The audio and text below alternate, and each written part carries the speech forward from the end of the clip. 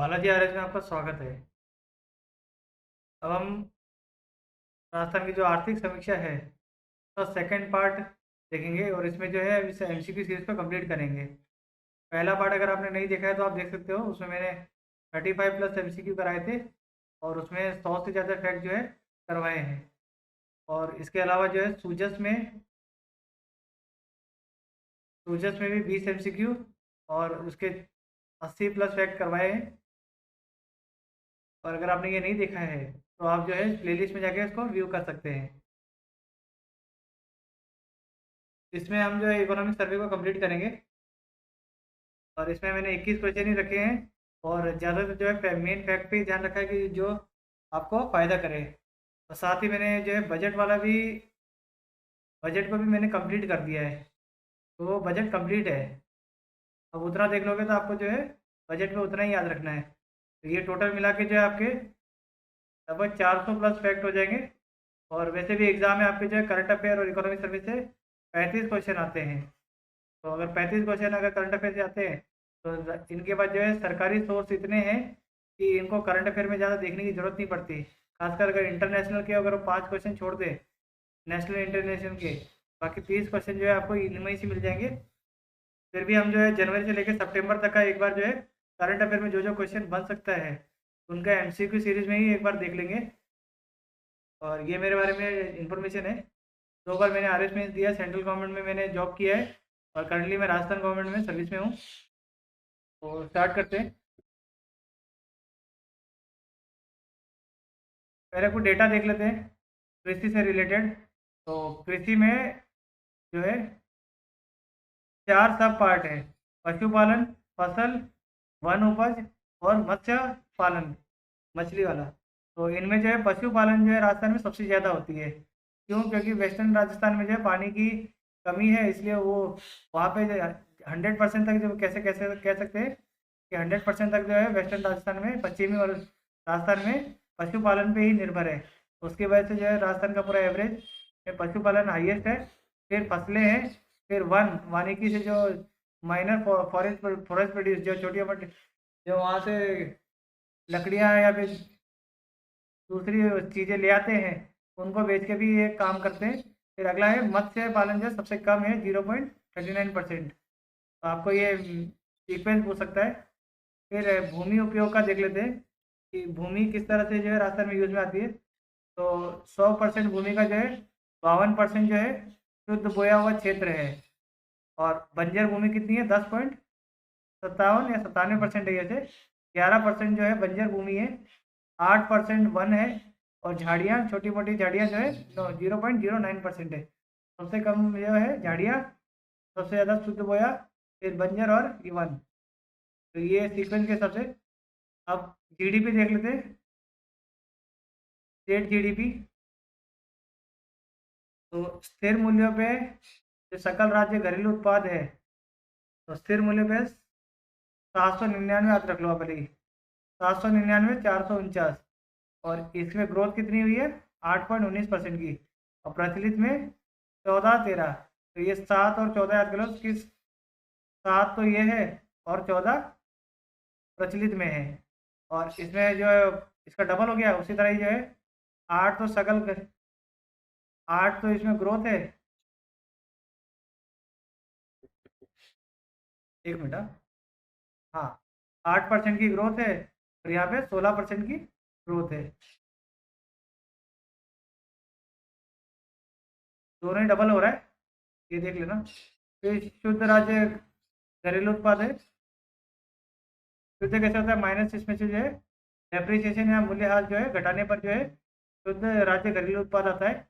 GSDP में से घटाने पर NSDP, net state domestic product.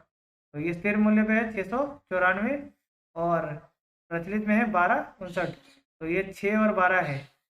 तो ये 6 है, ये 12 है। तो ग्रोथ कितना है? सेम ही है, 8 और 16। 8 और 16। इसमें बस एक गौर करने वाली बात ये है कि जो जीएसडीपी में ये देखेंगे तो ये 8.19 है और ये 8.11 है, तो ये ज़्यादा है। तो वही प्रचलित में देखेंगे तो प्रचलित में ये वाला ज़्यादा है। प्रचलित में ये जो NHDP का जो प्रचलित मूल्य है, इसका परसेंटेज जो है इसमें ग्रोथ ज़्यादा हुई है। ये बात ध्यान रखने के लिए बता रहा हूँ मैं कि GSDP में स्थिर मूल्य जो है इसमें ग्रोथ ज़्यादा दिखी है NHDP से। तो ऐसे कर लो, स्थिर मूल्य है GSDP बड़ा है NHDP में परसेंटेज में, और वहीं प्रचलित में NHDP बड़ा है GSDP परसेंटेज में। ये क्या स्टेटमेंट बना के भी आपसे पूछ सकते हैं, बस थोड़ा सा ही है फर्क, बस ये पता होना चाहिए ये चीज़ भी। और अगला है प्रति व्यक्ति आय, तो 8,86,134 86,134 जो है ये प्रति व्यक्ति आय है, जो कि पिछले साल से लगभग जो है 7% की वृद्धि करी है। जो हम महंगाई दर जो है 6% से लगभग बढ़ रही है, और जो अपनी प्रति व्यक्ति आय है 7% से बढ़ रही है, तो ठीक है। और प्रचलित मूल्य का भी वही हिसाब है, 1,56,149 यह प्रचलित मूल्य पे है, और 14.85।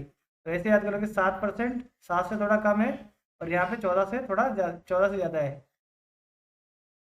परसेंटेज से ज़्यादा जो है आपको ये नंबर याद होना चाहिए कि 86,134 स्थिर मूल्य पे प्रति व्यक्ति आए है, और वही 1,56,149 प्रचलित मूल्य पे प्रति व्यक्ति आए है।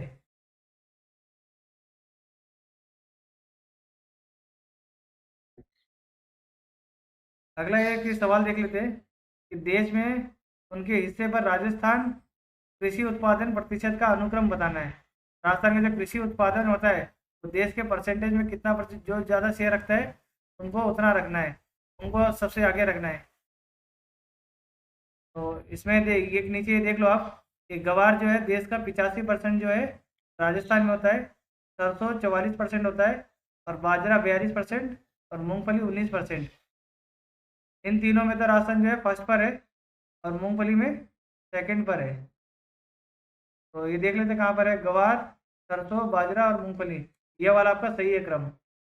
गवार में परसेंटेज ज़्यादा है सरसों में बाजरा से, और ये चिन्ह का भी ध्यान रखना कि कौन सा चिन्ह लगा है, बड़ा छोटा। प्रतिशत के हिसाब से जो है आपको अनुक्रम करना था इसको। अगला है राजस्थान की वन स्थिति के बारे में आपको डेटा दे रखा है, तो सही कथन देखने हैं आपको।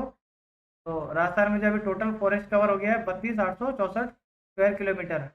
तो 32,000 आप तो 32,000 याद कर लो कि 32,000 लगभग जो है स्क्वायर किलोमीटर एरिया जो है अपना फॉरेस्ट में है।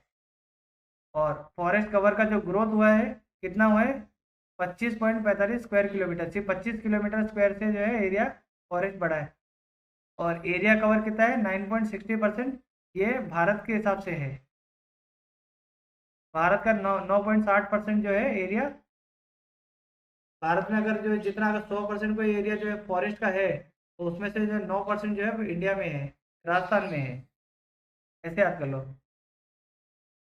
और वही अगर राजस्थान का देखें तो लगभग जो 4.67% के आसपास जो है राजस्थान का क्षेत्रफल का हिस्सा फॉरेस्ट में है। तो इसमें तीनों सही है। अब तो बस ये ग्रोथ याद रख लेना और एरिया याद कर लेना। और इंडिया का जो है 9.6% है, और वैसे भारत का पूरे क्षेत्रफल का जो है भूभाग कितना है राजस्थान में, 10.40%। ये मैंने एरिया के हिसाब से बताया है। और ये फॉरेस्ट का जो टोटल राजस्थान में फॉरेस्ट है, पूरे इंडिया में फॉरेस्ट है, उसका 9.60% फॉरेस्ट राजस्थान में है। ठीक है, मतलब कंपैरिजन के हिसाब से देखें तो। अगला है कृषि गणना की जो 2015-16 की हुई थी, उसमें जोत धारकों के बारे में कथन कौन सा सही है कौन सा नहीं वो देखना है आपको। वैसे चारों सही है। जो कुल प्रचलित जो जोत धारक है वो 76.55 लाख है।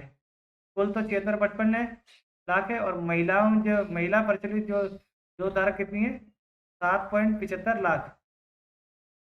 ठीक है, तो कुल कितने हो गए 76-55, और महिला 7.75। और कुल प्रचलित जोत धारकों का क्षेत्रफल कितना है, ये 1.24% से कम हुआ है। तो इसके बारे में बता रहा है कि ये जो क्षेत्रफल है 1.24% से कम हुआ है। वहीं महिलाओं का देखें तो ये जो 24% से बड़ा है। ये बढ़ गया है 24% से। क्षेत्रफल में वृद्धि हुई है और टोटल में जो है कमी हुई है। याद कर लेना, ये पूछ सकता है कि कमी हुई है कि वृद्धि हुई है। स्टेटमेंट आ जाएगी कुल क्षेत्रफल ज्योति धारकों का जो है इस साल जो है हमें वृद्धि दर्ज की गई है, तो वृद्धि नहीं है। ठीक है, 2015-16 के डेटा के हिसाब से है ये। अगला है जो राजस्थान में विदेशी निवेश से जो चल रही है परियोजनाएं, वो देखेंगे। राजस्थान में आर्थिक समीक्षा में लगभग जो 10 दिए रखी है एक चार्ट, वही देख लेते हैं हम। तो इनको कैसे याद करोगे? 4 योजनाएं तो एडीबी, एशिया विकास बैंक या एशिया डेवलपमेंट बैंक जो है ये करता है। तो वर्ल्ड बैंक 3, और Zika Japan infrastructure corporation association, ये जो है 2 परियोजना करती है। और न्यू डेवलपमेंट बैंक एनडीबी 1।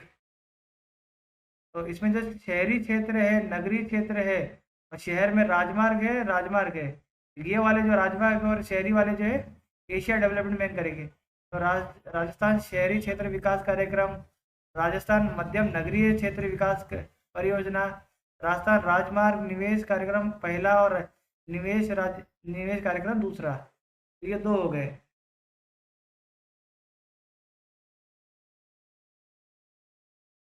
तो इनमें एक चीज़ याद रखना कि ये राजमार्ग वाले जो है 3 स्कीम है अपने पास। ठीक है, पर इसमें जो निवेश लगा है ना, निवेश वाला तो एडीबी कर रहा है। जो अकेला जो सिर्फ राजमार्ग विकास कार्यक्रम है, विकास कार्यक्रम, ये सेकंड चरण अभी चल रहा है इसका, तो ये वर्ल्ड बैंक कर रहा है। बस इतना सा ध्यान रखना है आपको कि राजमार्ग की 3 स्कीम है, 2 तो एडीबी की है, और जो बचा हुआ जो जिसमें निवेश नहीं है वो वर्ल्ड बैंक का है। अगला है राजस्थान में सार्वजनिक वित्तीय प्रबंधन में सुदृढ़ीकरण। तो फाइनेंस मैनेजमेंट जो वित्तीय प्रबंधन वाली योजना, ये भी वित्तीय वर्ल्ड बैंक, बी से मिला लेना, वित्तीय का विश्व बैंक। और बांध पुनर्वास और ये सुधार परियोजना यानी कि ड्रिप वाली, dam rehabilitation and improvement programme, ये बांध पुनर्वास और सुधार परियोजना, ये भी ड्रिप, जो डैम का जो रिहेबिलिटेशन कर रहे हैं, डैम को ठीक करने वाला काम, ये भी वर्ल्ड बैंक कर रहा है। प्लस जीका की जल से याद करने का यही ट्रिक है हर जगह।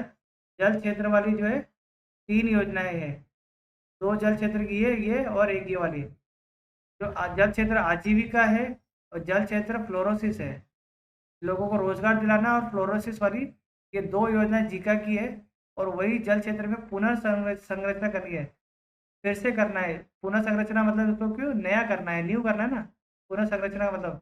तो ये न्यू से जो है न्यू डेवलपमेंट बैंक या नया विकास बैंक, जैसे न्यू विकास बैंक होगा, तो ये न्यू विकास बैंक पुनः संरचना से रिलेटेड है। फिर से गलत है। तो एक शहरी है, नगरीय, राजमार्ग निवेश 1, राजमार्ग निवेश 2, ये एडीबी कर रही है।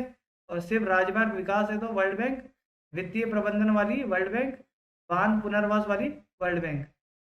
फिर वही जल क्षेत्र की 3 योजनाएं हैं, तो जल क्षेत्र आजीविका, और जल क्षेत्र और फ्लोरोसिस वाली टीका। जल क्षेत्र को पुनः करना यानी न्यू करना है, पुनः संरचना, तो ये इसमें 2 ट्रांच है, 1 और 2, तो ये न्यू डेवलपमेंट बैंक करेगी।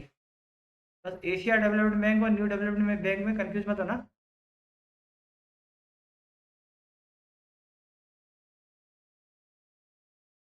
अगला कुछ इंडेक्सेस है, सूचकांक है, उसके आधार वर्ष दे रखे हैं, तो हमें ये याद करना है। पहला है थोक मूल्य सूचकांक, जो है 1999-2000 है। ये इकोनॉमिक और स्टैटिस्टिक जो आपके डिपार्टमेंट है, स्टैटिस्टिक विभाग, ये निकालता है 1999-2000 का बेस ईयर है। तो और इसमें जो है,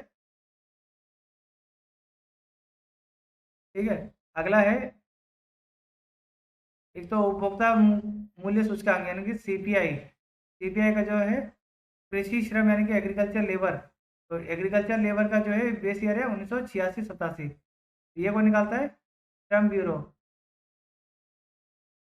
और अगला है उपभोक्ता सूचकांक मूल्य सूचकांक, जो कंबाइंड है, जो फाइनल आता है, वो 2012 का है, और इसको निकालता है नेशनल स्टैटिस्टिकल ऑर्गेनाइजेशन एनएसओ। और एक है उपभोक्ता मूल्य सूचकांक का औद्योगिक श्रमिक का, ये 2016 का है, तो इसको भी जो है श्रम ब्यूरो ही निकालता है। जो श्रम वाले हैं वो श्रम ब्यूरो निकालेगा। और इसमें 3 केंद्र लेते हैं, वैसे टोटल जो 88 केंद्र है उनमें से 3 केंद्र राजस्थान के लेते हैं। एक तो जयपुर, दूसरा भीलवाड़ा और तीसरा अलवर।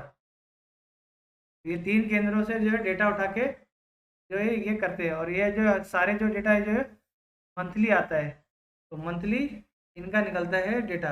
इनकी जो कैलकुलेशन जो है मंथली की जाती है। तो ये वाला वैसे पूछ चुका है थोक मूल्य सूचकांक 1999-2000।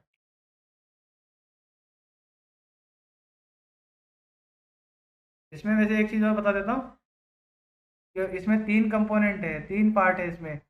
एक तो प्राथमिक प्राथमिक वस्तु, एक होता है मैन्युफैक्चरिंग विनिर्माण, और एक होता है फ्यूल या ईंधन। तो इनमें जो है प्रतिशत के आधार पे जो है ये सबसे ज़्यादा श्रेय जो है विनिर्माण रखता है। बस ये याद रख लेना कि परसेंटेज जो है सबसे ज़्यादा जो कंट्रीब्यूशन है विनिर्माण करता है। और इसमें थोक मूल्य सूचकांक में सिर्फ जो गुड्स यानी कि वस्तु है उसको ही लिया जाता है, वस्तु को ही। और सेवाओं को जो है वस्तु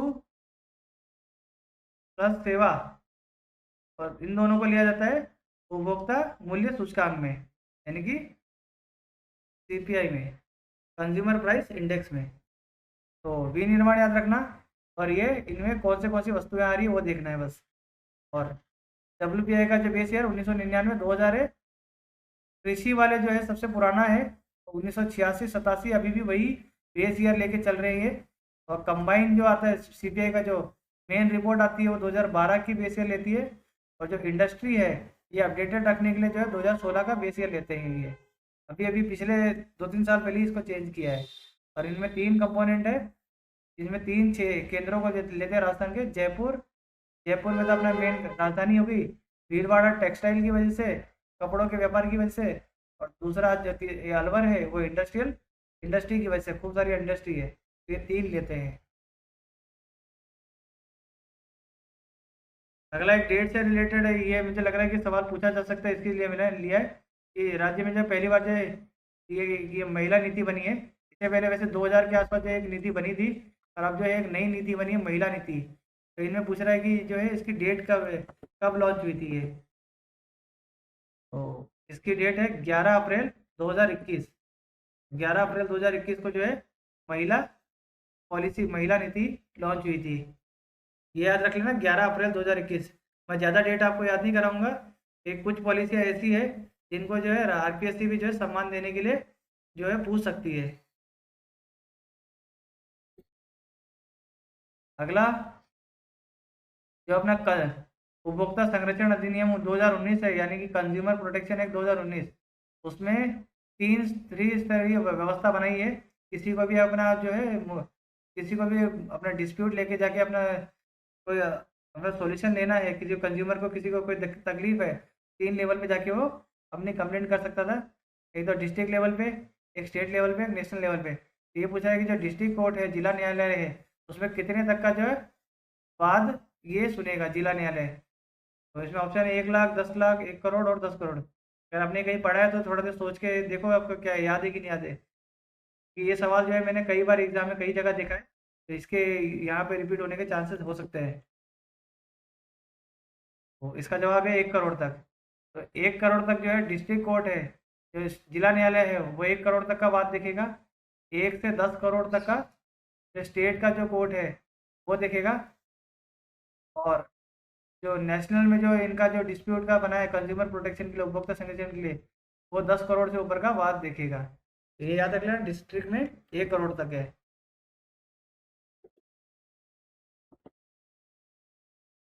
अगला है स्टेटमेंट मिलाना है आपको कि राजस्व घाटा जो है अभी 25,000 करोड़ का हो गया है, और राजकोषीय घाटा 48,000 करोड़ का, और प्राथमिक जो घाटा है वो 20,000 करोड़ का है। और राजकोषीय जो ये घाटा हुआ है तो परसेंटेज में देखें तो 3.93% हो गया। ये पूछ सकता है 3.93 कि राजकोषीय घाटा का जो परसेंटेज है कितना हो गया है, 3.93%। और अगले साल का जो प्रस्तावित रखा है कि राजकोषीय घाटा हम कितना रखेंगे, 3.98% का जो है अगली बार का रखा हुआ है।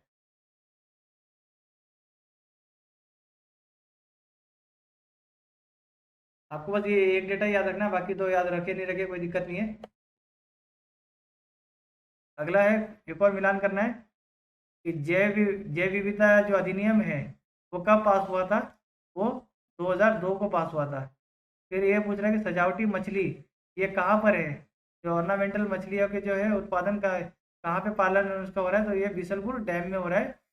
और तीसरा है एक्वेरियम गैलरी, ये कहाँ स्थापित हो रही है, तो ये भी टोंक में हो रही है। और केज कल्चर में वो जाली लगा के जो है खूब सारे उसमें ही जो मछली पालन करेंगे, तो ये कहाँ करेंगे, बांसवाड़ा के जो आपका माही बजाज सागर डैम है, बजाज सागर डैम उसमें करेंगे। बांसवाड़ा के माही बजाज सागर में cage culture, aquarium gallery Tonk में, सजावटी बिसलपुर में, और जैव विविधता का एक्ट जो है 2002 का है। इनमें से जो है कि केज कल्चर याद रखना, ये के पूछे जाने की संभावना ज़्यादा है।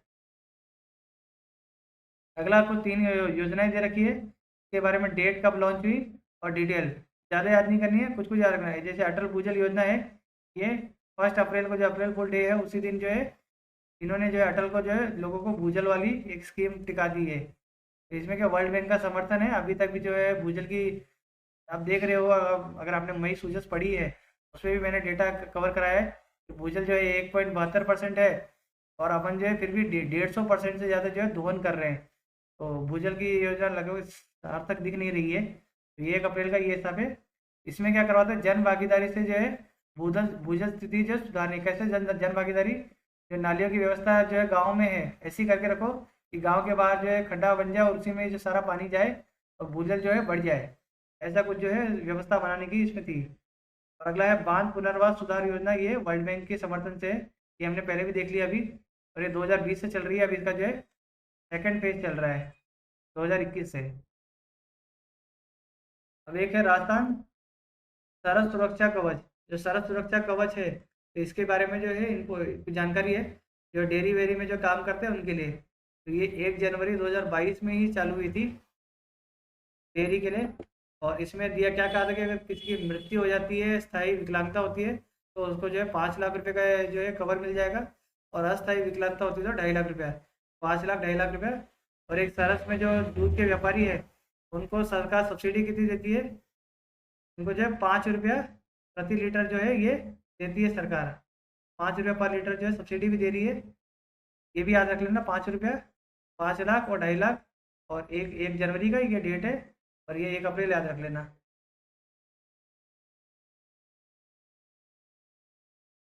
अगला है कुछ इंस्टीट्यूट बनाए हैं, कुछ स्कीम चली है और उसके बारे में जो लोकेशन पूछ रहा है।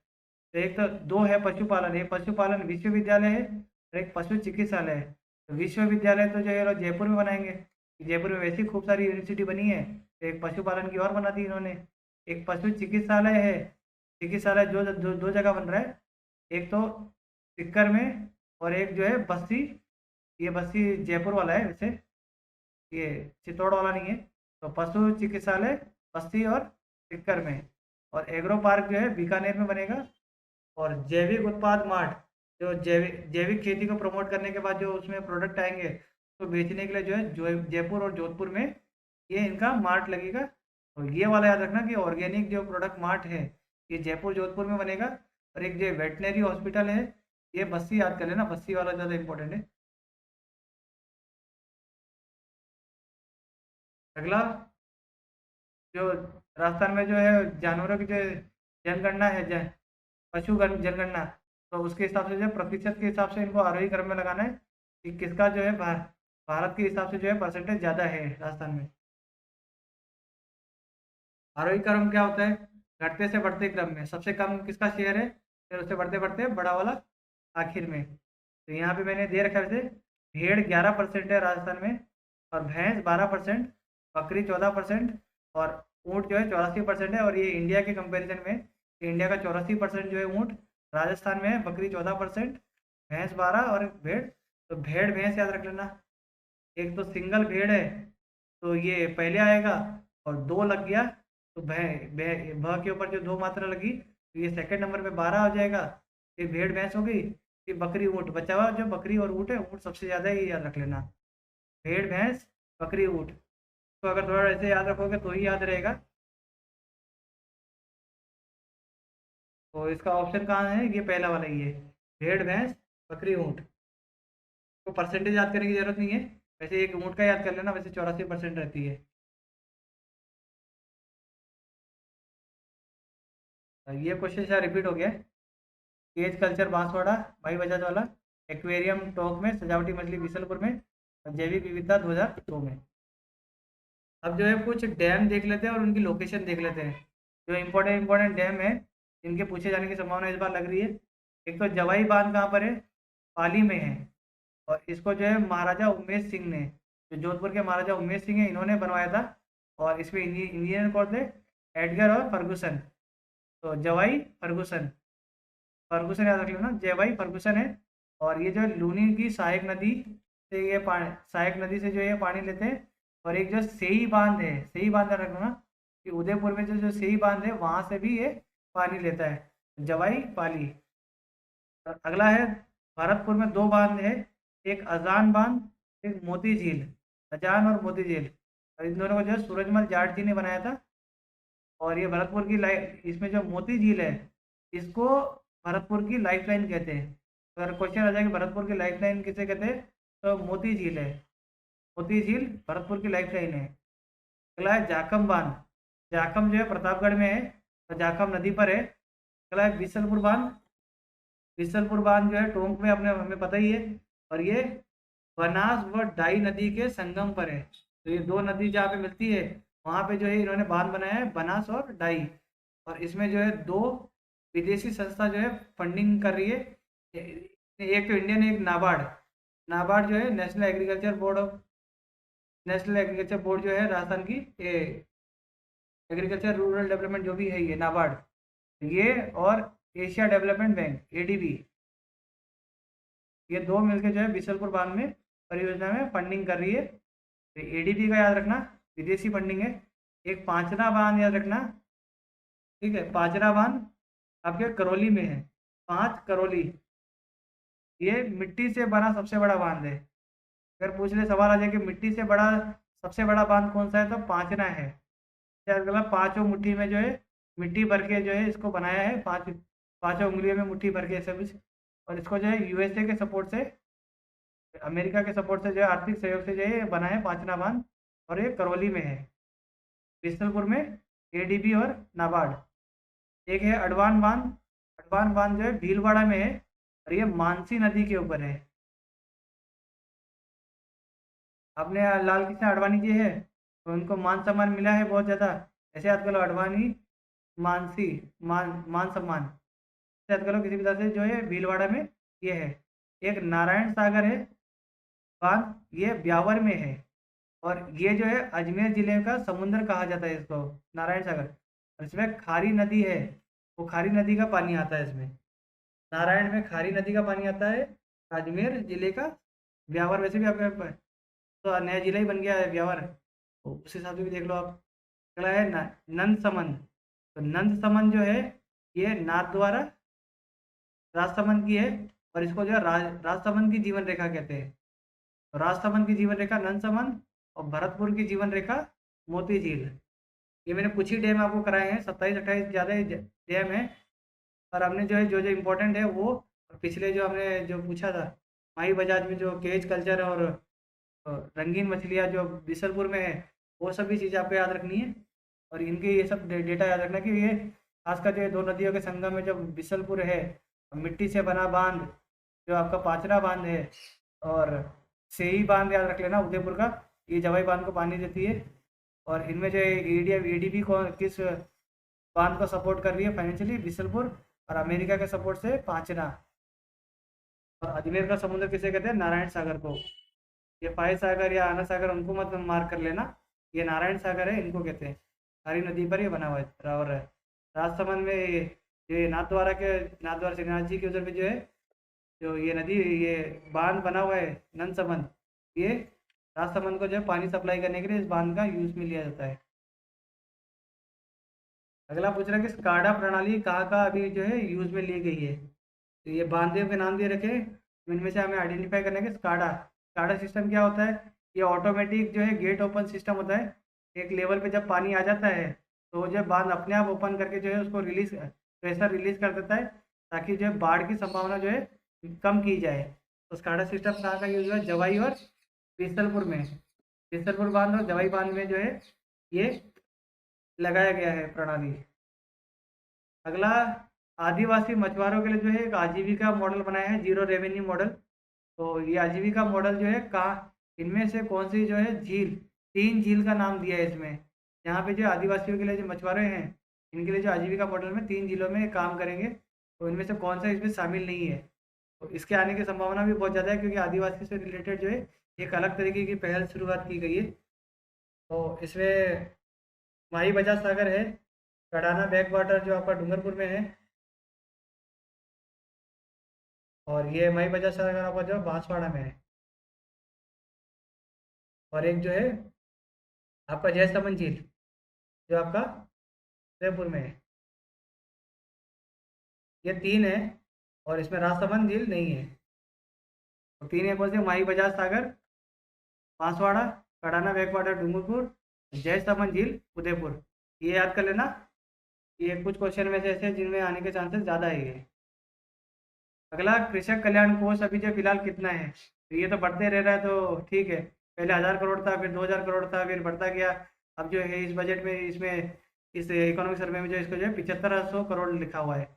7500 करोड़ जो है कृषक के कल्याण के लिए कोष बनाया, 7500 करोड़ का। अगला है, अब वो वाले डेटा तो आपने याद कर लिए होंगे, ड्रिंकिंग वाटर वाले सूजस में जो मैंने कराए थे कि 219 अतिदोहित है, 3 सलाइन है, लवणीय ब्लॉक है। ये ब्लॉक से रिलेटेड डेटा है कि कितने ब्लॉक है, 302 ब्लॉक बनाए हैं, और उसमें ये और 38 जो है सुरक्षित ब्लॉक है। तो ये सब तो हमने पढ़ लिया, पर जिलेवार अगर पूछ ले कितने जिले में जो है से पीने पानी योग्य जो है अभी भी है, तो 3 जिले ऐसे हैं जहाँ पे जो है ये पीने योग्य पानी है। आपको सिर्फ डेटा याद रखना है। और 4 में अर्ध ये बीच का है, और एक डार्क जोन जो है ये, डार्क जोन में जो 26 जिले हैं।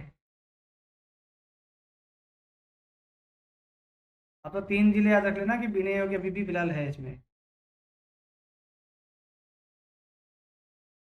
अगला, एक लंपी रोग अभी आया था, तो उसमें जो है अगर किसी के दुधारू का गाय बैल गाय पशु का किसी की मृत्यु होती है दूध देने वाले, तो उसमें जो है राजस्थान कितने राशि तक जो है ये इंश्योरेंस के तौर पे, बीमा के तौर पे जो है ये जो इनको प्रति दुधारू जो है गोवंश, तो कितने रुपए मिलेंगे इनको। तो ये प्रति है, अगर आपके 2 मरे हो 3 मरे हो उससे कोई दिक्कत नहीं है।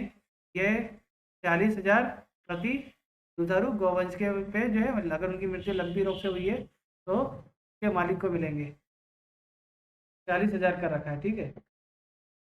अब ये अब खत्म होने वाला है, आखिरी है कि इसमें अब जो है मिलान करना है हमें लोकेशन में। तो एक तो मधुमक्खी पालन उत्कृष्टता केंद्र जो एपीकल्चर से रिलेटेड है, तो ये मधुमक्खी को टोंक में करेंगे।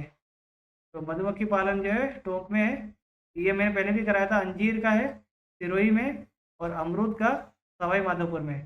अंजीर, सिरोही, अमरूद, सवाई माधोपुर, और मधुमक्खी से रिलेटेड टोंक में बनेगा। याद कर लेना टोंक वाला।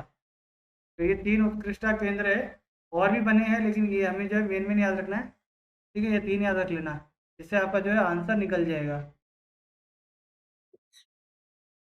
यहाँ पे आपका जो है इकोनॉमिक सर्वे कंप्लीट होता है, और बजट आपका जो है कंप्लीट हो गया है। अब बचा कुछ आपका सूजस का जो है 1-2 पार्ट में वो कंप्लीट कर लेंगे, और फिर उसके बाद एक करंट अफेयर वो कंप्लीट करेंगे। ठीक है, चैनल को सब्सक्राइब कर लो आगे आने वाली वीडियो को। हम जो है फाइनल तैयारी में लगे हुए हैं, इसमें वो जो है कंप्लीट करके हम अच्छे खासे मार्क्स निकालने की तैयारी करेंगे। और फिर जो है कुछ सब्जेक्ट के जो है हम एमसीक्यू भी देखेंगे, जो आपकी प्रैक्टिस हो जाए। और जो मुझे लगता है जो है करंट अफेयर बेस में जो पूछा जा सकता है, तो वो भी हम देख लेंगे, ठीक है। तो ऐसी तैयारी करते रहिए, आपकी मेहनत सफल रहेगी।